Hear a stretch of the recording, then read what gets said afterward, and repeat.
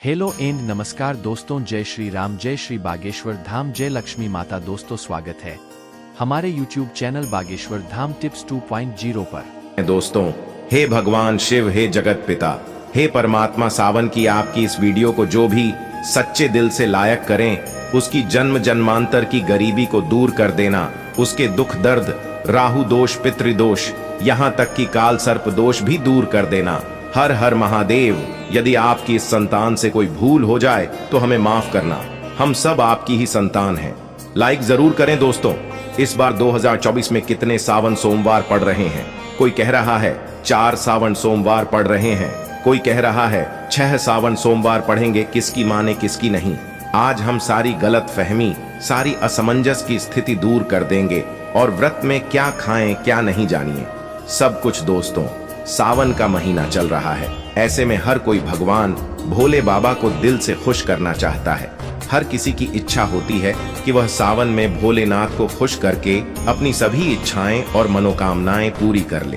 पर कई बार आप लोग ऐसी गलतियां कर देते हैं या कर बैठते हैं जिससे शिव क्रोधित हो जाते हैं। और यह बात तो आप जानते हैं कि भोलेनाथ यदि भोले हैं तो उनका क्रोध भी अत्यंत विनाशकारी होता है। भोले बाबा यदि भोले हैं, प्यारे हैं, तो उनका क्रोध भी अत्यंत विनाशी है दोस्तों।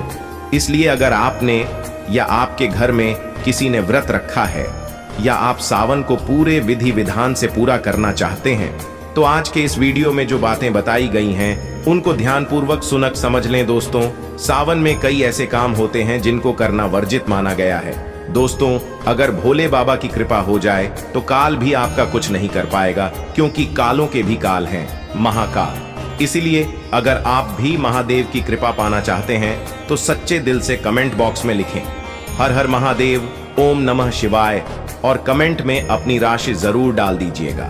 यदि हमारे पास सावन में आपकी राशि के अनुसार कोई उपाय होगा तो वह आकर हम आपके कमेंट में जरूर बताते हैं और आपको बड़ा लाभ होगा।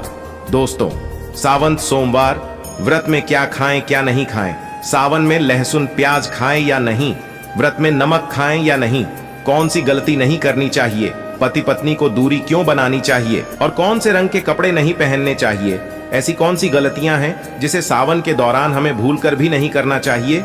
और मंदिर में जो एक लोटा जल रखा जाता है, उस जल का हम क्या करें? पी जाएं या तुलसी में डाल दें या पेड़ पौधों में डाल दें या इस जल से स्नान करें। साथ ही सावन के इस पवित्र महीने में कितने सोमवार पड़ रहे हैं और सावन की समाप्ति कब है, आइए जानते हैं सब कुछ इस वीडियो में। दोस्तों, सावन का महीना कोई मामूली महीना नहीं होता है। यह महीना साक्षात एक ऐसे प्रेम की सौगात लेकर आता है जिसका कि भक्तों को बड़ी बेसब्री से इंतजार रहता है। सावन का महीना इतना पवित्र होता है जिसका आप अंदाजा भी नहीं लगा सकते। सावन जब गरजते हैं तब धरती माता का शुभ, अत्यंत मंगलकारी विशेष स्नान होता है। सावन में प्रकृति स्नान करती है और जगमग्न हो जाती है। नई फसल का आगमन होता है, हरियाली की उत्पत्ति होती है, किसान के चेहरे पर प्रकृति अपनी छाप छोड़ जाती है। सावन का त्योहार भारत में तो मनाया ही जाता है, लेकिन क्या आप जानते हैं विदेशों में भी सावन का पवित्र महीना बड़े जोरों शोरों के साथ और खुशी के साथ मनाया जाता है। नासा वैज्ञानिक मानते हैं सावन में प्रकृति आपस में बातें करती है और वातावरण सुगम हो जाता है, हरियाली की उत्पत्ति होती है और नए नए बीज उगते हैं। इस मौसम में हरियाली साक्षात महादेव का स्वागत करती है और महादेव से बातें करती हैं। आपको बता दें, शास्त्रों में सावन सोमवार का व्रत जो भी महिला या पुरुष करते हैं तो वह व्यक्ति भगवान भोलेनाथ का सर्वाधिक प्रिय हो जाता है। ऐसे व्यक्ति को भगवान भोले बाबा अपनी शरण में ले लेते हैं। धर्मशास्त्रों के अनुसार सावन में जो आसमान से जल बरसता है वह भगवान शिव की जटा से और श्री हरि के चरणों से होकर ही धरती पर गिरता है। सावन में बच्चे बड़े सभी को स्नान करना चाहिए।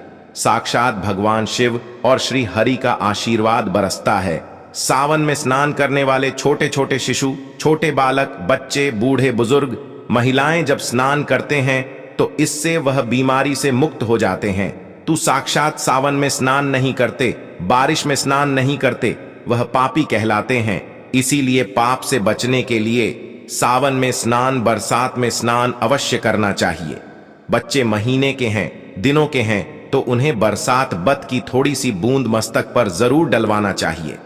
बरसात की एक बूंद भी अमृत तुल्य। जो बरसात में स्नान नहीं करते उसको 100 पाप लग जाते हैं। दोस्तों, जो लोग लड्डू गोपाल की सेवा करते हैं तो लड्डू गोपाल हमारे सदस्य की तरह होते हैं, हमारे बढ़े अपने होते हैं, हमारे घर के राजा होते हैं, किंग ऑफ द वर्ल्ड होते हैं। तो ऐसे में भगवान श्री कृष्ण को या लड्डू गोपाल को बरसात में स्नान अवश्य करना चाहिए। सावन की पहली बरसात में लड्डू गोपाल को स्नान जरूर कराएं। उन्हें चांदी की थाली में या पीतल की थाली में या माटी की थाली में रखकर स्नान अवश्य कराना चाहिए। सावन की पहली बरसात लड्डू गोपाल को अत्यंत प्रिय है। लड्डू गोपाल की विशेष कृपा पाने के लिए सावन के पहले ही दिन लड्डू गोपाल को स्नान अवश्य कराना चाहिए। इससे साक्षात लड्डू गोपाल की पूरे परिवार पर कृपा बरसती है। लड्डू गोपाल बहुत प्रसन्न होते हैं, अत्यंत खुशी से झूम उठते हैं, नृत्य करते हैं, सावन में प्रसन्न रहते हैं। दोस्तों, सावन में कावड़ यात्रा का क्या कहना?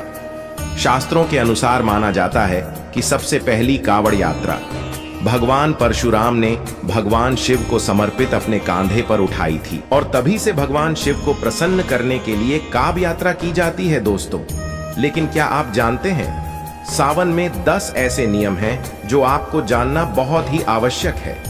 अगर इन नियमों का पालन अगर आप अपने जीवन में नहीं करते हैं तो आपको भगवान शिव के क्रोध का सामना करना पड़ सकता है।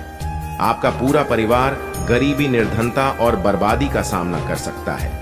दोस्तों, आज की वीडियो बहुत ही सुंदर है। वीडियो को अंत तक जरूर देखें क्योंकि अधूरा ज्ञान हमेशा खतरनाक साबित होता है। इसलिए वीडियो को पूरा अंत तक जरूर देखें और सच्चे दिल से कमेंट बॉक्स में लिखें हर हर महादेव, ओम नमः शिवाय। वीडियो को लाइक जरूर करें। आइए जानते हैं दोस्तों, सबसे पहले जानते हैं सावन सोमवार व्रत की तारीख। पहले सोमवार का व्रत 22 जुलाई, दूसरे सोमवार का व्रत 299 जुलाई, तीसरे सोमवार का व्रत 5 अगस्त, चौथा सोमवार व्रत 12 अगस्त, पांचवा व्रत 19 अगस्त को रखा जाएगा। सावन का पवित्र महीना 22 जुलाई को पड़ा है और इसी दिन सावन का पहला व्रत सावन सोमवार पड़ा है, जो कि बहुत ही शुभ और अत्यंत दुर्लभ मंगलकारी माना जा रहा है। पहले दिन सावन सोमवार का व्रत विशेष है, दुर्लभ है, कई सैकड़ों सालों के बाद जाकर के महासंयोग आ रहा है।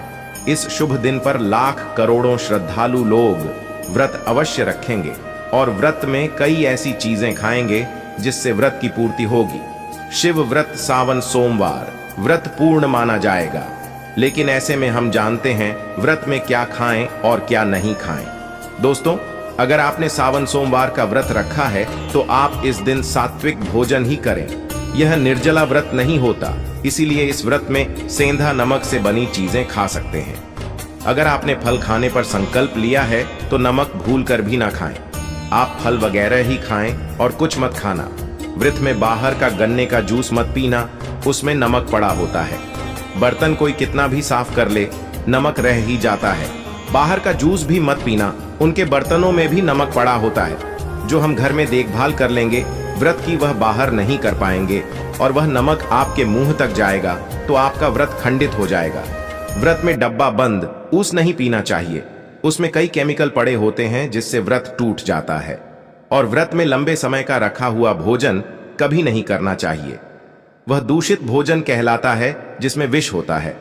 दोस्तों, सावन में कई बार शुक्रवार का दिन पड़ जाता है तो खट्टा भूलकर भी मत खाना, क्योंकि माता संतोषी इस दौरान जागृत अवस्था में हो जाती है, वह रुष्ट हो जाएंगी। इस दिन आप पानी पूरी, इमली की चटनी वगैरह, खट्टे फल वगैरह जाने अनजाने में भी मत खाना, क्योंकि इससे माता संतोषी क्रोधित हो जाएंगी। एक बार माता संतोषी रुष्ट हो गई तो आपको जिंदगी भर कष्ट भोगना पड़ेगा। माता रानी भोली है, पर सावन के महीने में जो भी शुक्रवार के दिन खट्टा खाता है उसे परेशानी और माता के क्रोध का सामना करना ही पड़ता है। सावन में साधारण नमक फलों पर लगाकर या अमरूद के बीच में भरकर भूलकर भी नहीं खाना चाहिए। आप सेंधा नमक फलों पर लगाकर खा सकते हैं। सावन के व्रत में चाय आप पी सकते हैं, लेकिन चाय में नमक मत डालना, इससे हड्डियां गल जाती हैं। सावन के व्रत में दूध नहीं पीना चाहिए, इससे भगवान शिव क्रोधित हो जाते हैं। सावन में हल्दी मिलाकर दूध पीने से भयंकर श्राप लगता है। सावन में बच्चों को दूध पी लेना चाहिए, पर घर में बड़ों को दूध नहीं पीना चाहिए। यदि कोई बीमार है, किसी कारणवश यदि दूध की आवश्यकता हो तो उसे पी लेना चाहिए। यदि सावन का व्रत अगर आपने मीठे पर रखा है तो आप मीठी मीठी बर्फी भोग लगाने के बाद खाइए। शिव को भोग लगाने के बाद खीर पराठा या दही पराठा खा सकते हैं। मीठी मिश्री खाएं या आटे का मीठा मीठा चीला बनाकर आप खा सकते हैं। यदि व्रत छटपटा पर रखा है तो आप चाहे तो सेंधा नमक से बने आलू के पकवान खा सकते हैं। आलू की सब्जी कुत्तूम की रोटी के साथ खा सकते हैं। सादा दही में डालकर खीरा खा सकते हैं। धनिया खा सकते हैं। लौकी या कद्दू की सब्जी भी खा सकते हैं। और आटा खाते समय आटा ध्यान से देख लें, पुराने आटे में कीड़े पड़ जाते हैं जिससे आपका व्रत खंडित हो सकता है। व्रत भारी को सावन सोमवार के व्रत में बेसन, मैदा, सत्तू, अन्न और अनाज का सेवन नहीं करना चाहिए। सावन में जितना जल्दी हो सके।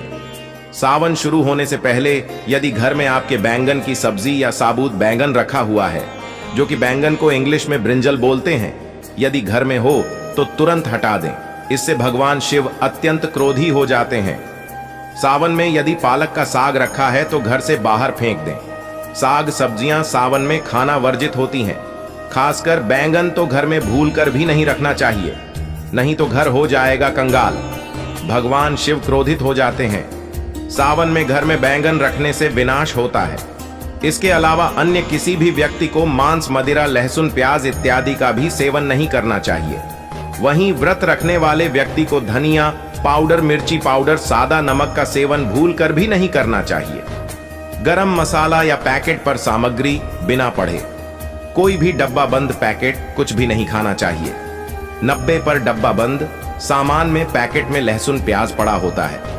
आप कभी इंग्रेडिएंट्स पढ़ सकते हैं। लहसुन प्याज सबसे ज्यादा इस्तेमाल होता है डब्बा बंद चीजों में और सावन में। यदि हमने गलती से यह चीज खा ली तो हमारा व्रत टूट सकता है। सावन में चाहे आपका व्रत हो या ना हो, किसी भी व्यक्ति को खड़ी पकड़ा नहीं खाना चाहिए। और वहीं पत्तेदार सब्जियां, पालक, मेथी, लाल भाजी, बटुआ पत्ता गोभी जैसी सब्जियां या साग सब्जियां भूलकर भी नहीं खानी चाहिए। यह जहर के समान मानी जाती है। इसमें कीड़े आ जाते हैं, सांप, बिच्छू वगैरह आ जाते हैं। और जो भी व्यक्ति सावन में बैगन की सब्जी खाता है उस व्यक्ति को घोर पाप लग जाता है। इसी कारण लोग द्वादशी और चतुर्दशी पर बैंगन नहीं खाते। पत्तेदार सब्जियां क्यों नहीं खाई जाती, इसके पीछे एक कथा है, मैं आपको बताऊंगा दोस्तों। सावन के पवित्र महीने में कौन सी गलतियां नहीं करनी चाहिए।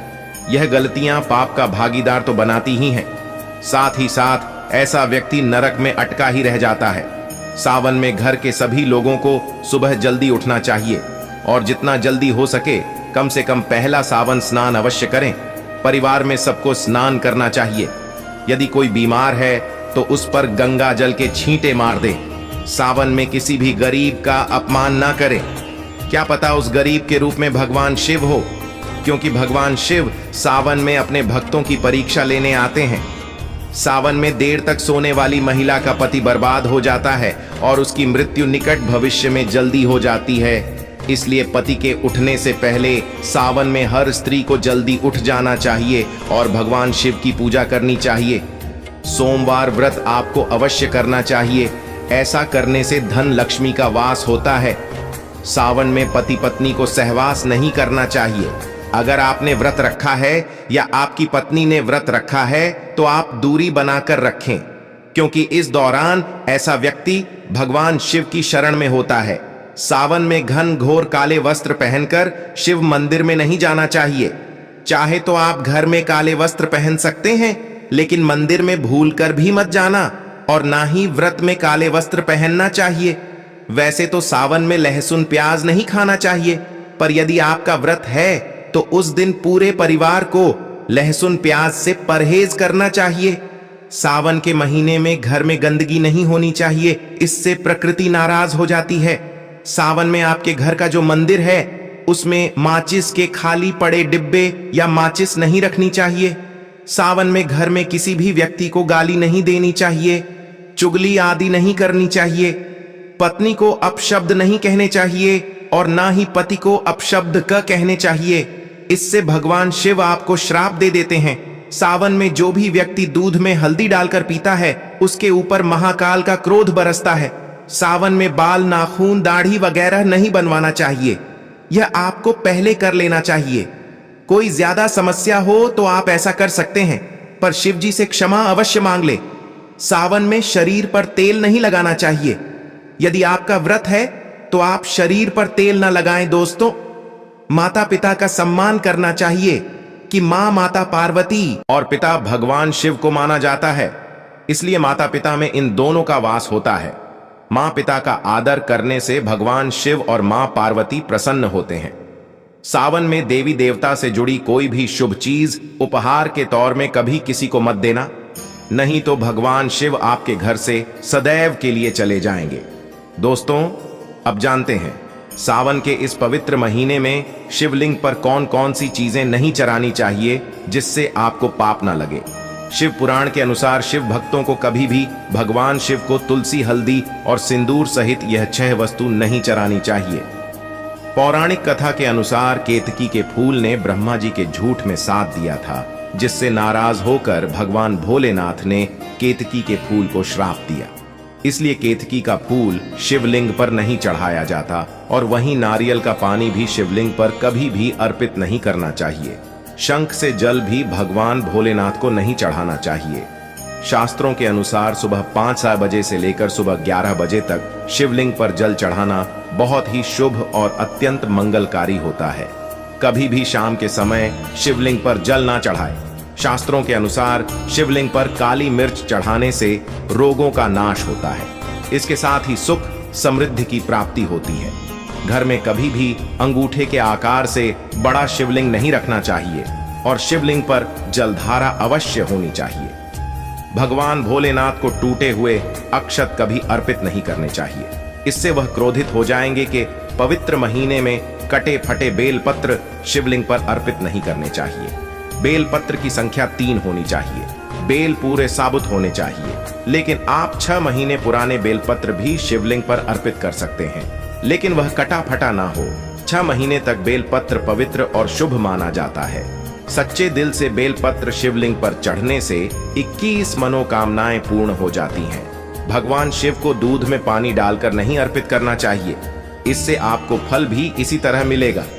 भगवान शिव को 1 बूंद भी आप अर्पित कर सकते हैं, पर दूध शुद्ध होना चाहिए और आपका मन भी शुद्ध होना चाहिए। शास्त्रों के अनुसार पीतल के कलश से शिवलिंग पर दूध चढ़ना सबसे उत्तम बताया गया है। धार्मिक कर्मकांड में पीतल के बर्तनों का विशेष महत्व बताया गया है। विवाह आदि के कार्यों में इसलिए पीतल के बर्तनों का प्रयोग किया जाता है। आपको बता दें, सोमवार को पीतल के कलश से ही शिवलिंग पर दूध से अभिषेक शुभ बताया गया है। स्टील और प्लास्टिक से बने बर्तन का प्रयोग न करें। शिवलिंग पर जल चढ़ाते समय वह जल आपके पैरों के पास नहीं जाना चाहिए, अशुभ माना जाता है। उसे लांघना भी नहीं चाहिए, उसे हम जल हैरी कहते हैं। सावन में जल अपने घर का होना चाहिए। मंदिर से जल भरकर मंदिर में ही अर्पित नहीं करना चाहिए, इससे आपका भाग्य खराब हो सकता है। दोस्तों, सावन में यह चीज खा लेने से दुनिया की कोई भी ताकत आपको धनी होने से रोक नहीं पाएगी। मैं ईश्वर की सौगंध खाता हूं। अगर आपने सावन में यह चीज खा ली तो आपको करोड़पति होते देर नहीं लगेगी, लेकिन सच्चे दिल से ही खाना है। आइए जानते हैं, सावन में शिव भक्तों को शिवलिंग पर चढ़ हुआ प्रसाद के रूप में धतूरा जरूर खाना चाहिए। इसे आपको ज्यादा नहीं खाना है, बस अपनी जुबान पर हल्का सा टच करना है। ज्यादा खाएंगे तो आप बीमार पड़ जाएंगे, इसलिए बस टच कर ले। आप देखना, आपके अंदर सकारात्मकता का संचार होगा और आपको धनी होने से कोई नहीं रोक पाएगा। दूसरा है बेल फल। बेल फल प्रसाद के रूप में खाने से माता पार्वती के साथ साथ भगवान शिव की कृपा भी बरसेगी और समस्त 33 कोटि देवी देवता आपको धनवान बनाएंगे। बस यह चीजें आपको खाना है और आप खुद देखना, आपको धनी होने से दुनिया की कोई भी ताकत रोक नहीं पाएगी। दोस्तों, आखिरी में अब हम जानते हैं सावन में जो घर के मंदिर के अंदर जो एक लोटा जल रखा जाता है उसका क्या करें। मंदिर का लोटा कैसा हो, पीतल का हो, तांबे का हो, और मंदिर में जो एक लोटा जल रखा होता है उस जल का हम क्या करें। कुछ लोग करते हैं सावन में गलती और बाद में पछताते हैं। ऐसी गलती आप कभी मत करना, नहीं तो कंगाल हो जाओगे, बर्बाद हो जाओगे। मंदिर में एक लोटा जल ऐसे कभी मत रखना, इससे भोले बाबा अपसन हो जाते हैं। और अब आपका प्रश्न है कि क्या मंदिर में जो हम जल रखते हैं, क्या वह रखना जरूरी है, और अगर हम रखते हैं तो उस जल का क्या करें? देखिए, मंदिर में जल रखना बहुत आवश्यक है। जल एक ऐसी चीज होती है जिसमें सभी प्रकार की जो एनर्जी होती है ना, ऑब्जर्व हो जाती है। तो जो हम पूजा पाठ करते, मंत्रों का जप करते हैं या वहां पर प्रार्थना करते हैं, जो भी हमारे अपने मन की कामना भी कहते हैं, भगवान से तो सभी चीजें उस जल में समाहित हो जाती हैं। इसीलिए पूजा करने से पहले घर के मंदिर में एक लोटा जल रखा जाता है और उसके बाद दीपदान मतलब एक दीपक प्रज्वलित कर दिया जाता है। यह अग्नि और जल का एक तरह से बैलेंस भी हो जाता है और इसीलिए शास्त्रों के अनुसार घर के मंदिर में एक लोटा जल भी हमेशा होना चाहिए और दीपक भी प्रज्वलित करना चाहिए। तो अब इस जल का करना क्या चाहिए? देखिए, जब हम जल रखते हैं, सुबह की पूजा में रखते हैं, मतलब सुबह जो हम पूजा करते हैं, प्रातःकालीन पूजा, उस समय जल रखा जाता है और वह जल हम अगले दिन उठते हैं। मतलब जब आप अगले दिन पूजा करने जाते हैं दोस्तों, स्नान इत्यादि करने के बाद तो आप उस जल को उठाते हैं। सबसे पहले तो उस जल का प्रयोग सुन लीजिए।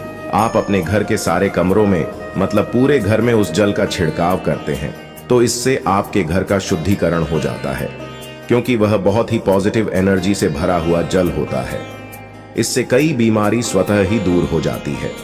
उस जल का छिड़काव करने से किसी भी प्रकार की नकारात्मक ऊर्जा का प्रवेश आपके घर में नहीं होता, किसी भी प्रकार की परेशानी आपके घर में हो। अगर आप नियमित तौर पर उस जल का छिड़काव करें अपने घर में, तो निश्चित ही आप परेशानियों से मुक्ति पा जाते हैं, किसी के कर तंत्र मंत्र के प्रभाव से मुक्ति पा जाते हैं। दूसरा, इसका उपाय आप कर सकते हैं। जैसे कि घर में कोई बीमार है तो आप इस जल को उस व्यक्ति को पीने के लिए दे सकते हैं और यह जल इतना पावरफुल होता है कि इस जल को पीने से बड़ी बीमारियों से, मतलब लंबी बीमारियों से भी धीरे धीरे राहत मिलने लग जाती है। कई बार होता है ना कि आप लोगों के प्रश्न आते हैं कि दवाई तो हम कर रहे हैं लेकिन दवाई हमें लगता ही नहीं है, दवाई का कोई प्रभाव ही देखने को नहीं मिलता। तो ऐसे में अगर दवाई के साथ साथ उस जल को पीने के लिए रोगी को दिया जाए, यानी मेडिसिन इसी पानी से अगर खाई जाए, तो बहुत अच्छी दवाइयां काम करने लग जाती है। और जैसे कि परिवार में अगर बहुत अधिक कलह क्लेश रहता है, हमेशा आपस में सामंजस्य बनता ही नहीं है, आपस में हर बात पर मतभेद होता है, तो परिवार के सभी सदस्य इस जल में से अगर थोड़ा थोड़ा पीते हैं तो धीरे धीरे विचारों में परिवर्तन आने लग जाता है, सकारात्मक विचार सभी के होने लग जाते हैं और आपस में समन्वय होने लग जाता है। घर से कलह क्लेश और मतभेद हमेशा के लिए समाप्त हो जाते हैं। और मंदिर में रखे हुए जल का अगला उपाय क्या है?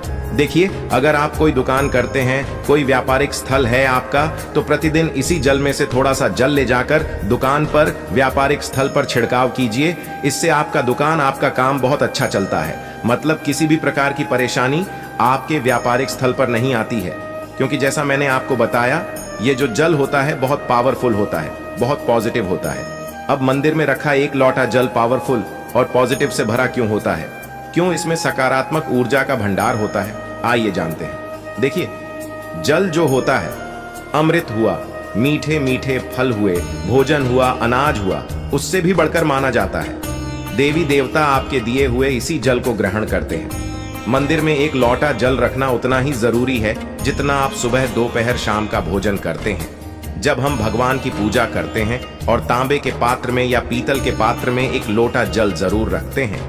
जल जो होता है सागर रूपी होता है और यही सागर आपकी नई पार लगता है। मंदिर में एक लोटा जल रखने का कारण एक और यह होता है कि जो लोग भगवान को डेली भोजन नहीं करा सकते, तो वह मंदिर में एक लोटा जल रखते हैं ताकि भगवान इसे ग्रहण करें और यह जल रूपी प्रसाद इसके अगले दिन, यह सुबह के समय आप प्रसाद समझकर ग्रहण करें। लेकिन याद रहे, मंदिर में रखा लोटा जल कभी भी तुलसी में अर्पित नहीं करना चाहिए। उसके लिए आप अलग से तांबे के पत्र से तुलसी में जल अर्पित कर सकते हैं, क्योंकि यह जल सभी देवी देवता ग्रहण करते हैं, तो इसीलिए तुलसी में डालना वर्जित है। लेकिन हाँ, अगर आपके घर में लड्डू गोपाल है, राधा कृष्ण हैं और आप एक लोटा जल उनके लिए अर्पित करते हैं, तो आप अगले दिन यानी सुबह के समय वह जल तुलसी में चढ़ा सकते हैं।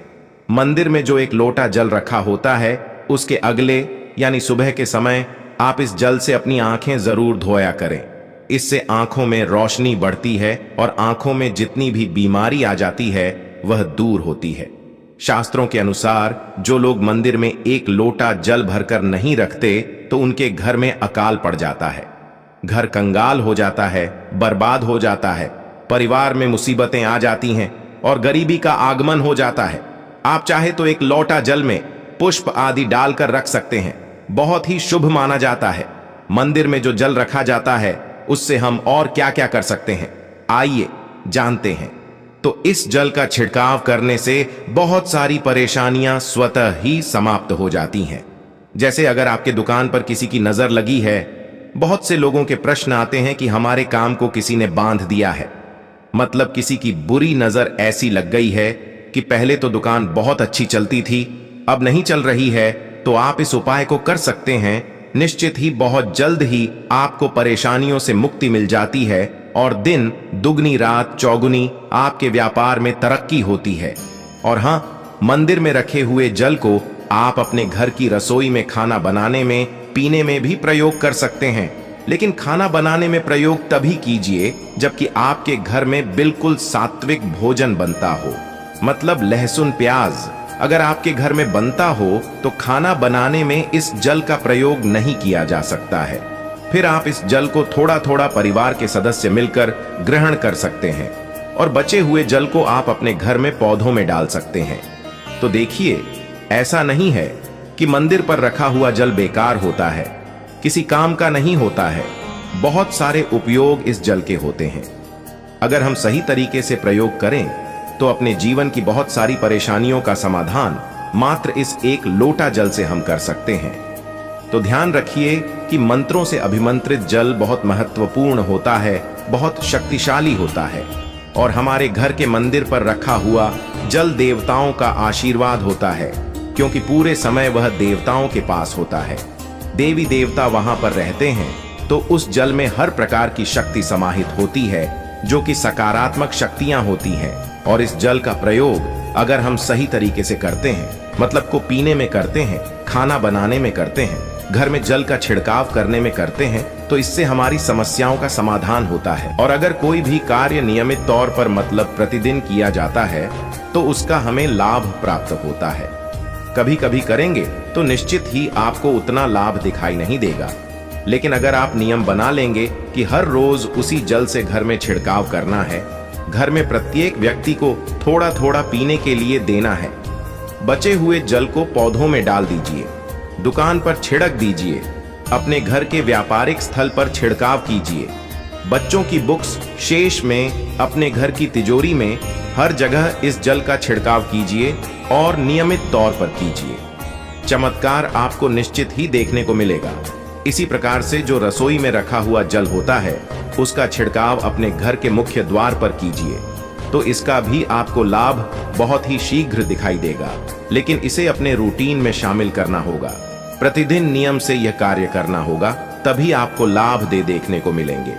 और हाँ, कई लोगों के प्रश्न आते हैं कि मंदिर पर जो रखा हुआ जल होता है, तो जब हम अगले दिन उठाते हैं तो उसमें कई बार कुछ चीजें पड़ जाती हैं, कोई कीड़े मकोड़े पड़े जाते हैं। क्योंकि खुला होता है तो क्या हम उसे ढक सकते हैं? जी हाँ, बिल्कुल ढक सकते हैं। जब आप पूजा करते हैं सुबह के समय, तो जब तक पूजा कर रहे हैं, जब तक मंत्र उच्चारण कर रहे हैं, तब तक जल खुला रखिए। और उसके बाद जैसे कि आप पूजा पर से उठते हैं तो उससे पहले जल को किसी भी प्लेट से या कटोरी से ढक दीजिए। फिर जब आप अगले दिन उस जल को उठाएंगे तो बिल्कुल शुद्ध और साफ सुथरा जल आपको मिलेगा और उस जल का प्रयोग आप अपने किसी भी कार्य में कर सकते हैं। और दोस्तों, आप जब भी घर के मुख्य द्वार पर जल छिड़काव करें तो गणेश जी भगवान का यह मंत्र जरूर बोले, ओम गणपते नमः। और जो हमने आपको वीडियो में बताया है उसे ध्यानपूर्वक अच्छी तरीके से समझकर अपने घर के मुख्य द्वार पर जल का छिड़काव करें।